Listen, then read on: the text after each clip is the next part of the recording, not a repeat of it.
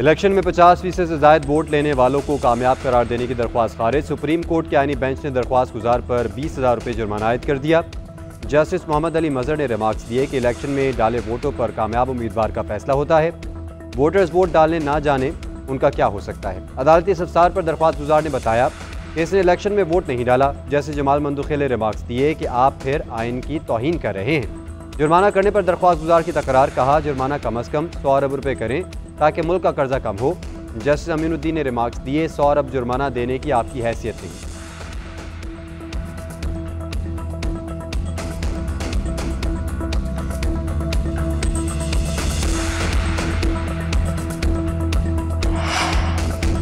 बानी पीटीआई की 6 और अहलिया की 1 दरख्वास्त जमानत पर समाअत। बुशरा बीबी की दरख्वास्त पर फैसला कुछ देर में सुनाया जाएगा। वकील सफाई ने हाजिरी से इस्तिस्ना की दरख्वास्त दायर कर दी। अडयाला जेल में भी 2 अहम मुकदमात पर समाअत आज। 190 मिलियन पाउंड केस और तोशाखाना 2 केस सुना जाएगा। तोशाखाना केस में आज फर्द जुर्म आयद होने का इम्कान। 190 million pound case high court के बरियत से मुतल्लिक हुक्म मौसूल न होने पर मुलतवी किया गया था।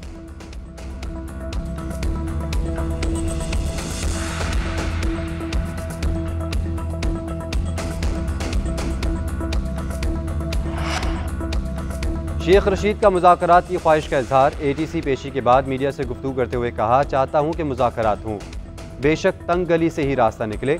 30 दिसंबर से पहले अच्छी खबरें आएंगी। मेरा किसी से कोई राब्ता नहीं। हुकूमत पर तनकीद करते हुए बोले, मुल्क में कोई आइन और कानून नहीं। जिसने मुल्क को मुआशी तौर पर तबाह किया उसी ने बाहर भी बदनामी की। चालान की नकूल नहीं दी गई। ये केस बड़ा वक्त लेगा। 11 माह से पहले फैसला नहीं हो सकता। अपील है बेगुनाहों को फौरी रिहा किया जाए।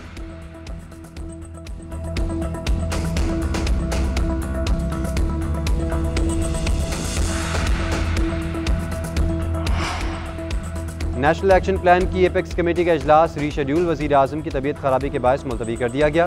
वज़ीर आज़म की ज़ेर सदारत इजलास कल होगा। आला अस्करी और सिविल क़यादत और मुतल्लिका वफाकी वज़रा शिरकत करेंगे।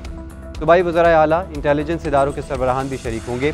अमन अमान की सूरत हाल, इंसदाद दहशतगर्दी के कौमी एक्शन प्लान पर अमल दरामद का तफसीली जायज़ा लिया जाएगा। खैबर पख्तूनख्वा और बलूचिस्तान में दहशतगर्दी के बढ़ते वाक़यात की वजूहात का जायज़ा लिया जाएगा। दाखिली सलामती को यकीनी बनाने के लिए अहम फैसलों की मंजूरी दी जाएगी।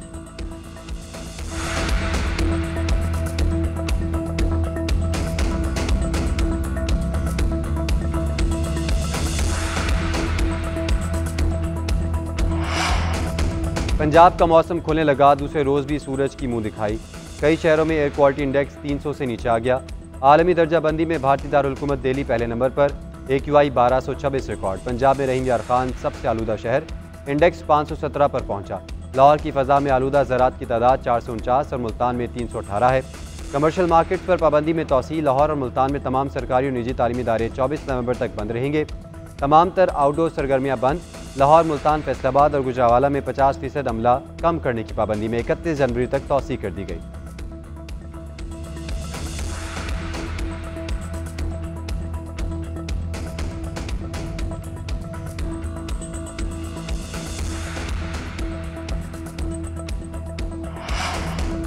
नवाज शरीफ के बेटे हसन नवाज को लंदन हाई कोर्ट ने दिवालिया करार दे दिया। हसन नवाज को बरतानवी हुकूमत के टैक्स रेवेन्यू डिपार्टमेंट के टैक्स केस में दिवालिया करार दिया गया। हसन नवाज 2023 के केस नंबर 694 में दिवालिया करार पाए। हसन नवाज से मुतल्लिक केस 25 अगस्त 2023 को फाइल किया गया था। हसन नवाज को रवा साल अप्रैल में ज़ाती टैक्स की अदम अदायगी पर दिवालिया करार दिया गया।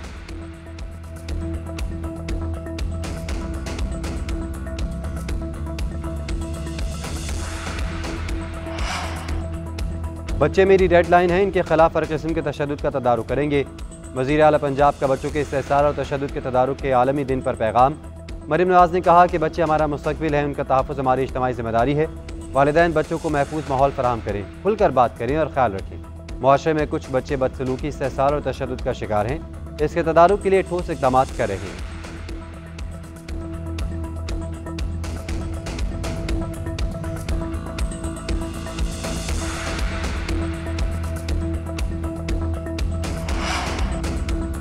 ICC चैंपियंस ट्रॉफी का पाक से ज़मीन पर सफ़र जारी। मेगा इवेंट की ट्रॉफी टैक्सिला, खानपुर और हरीपुर के बाद एबटाबाद पहुँच गई। निजी होटल में तकरीब रनमाई। ट्रॉफी का निजी होटल में चटपटे खानों के साथ इस्तकबाल हुआ। ट्रॉफी के हमरा PCB ऑफिशियल्स भी मौजूद। एबटाबाद की सैर के बाद ट्रॉफी नथिया गली जाएगी।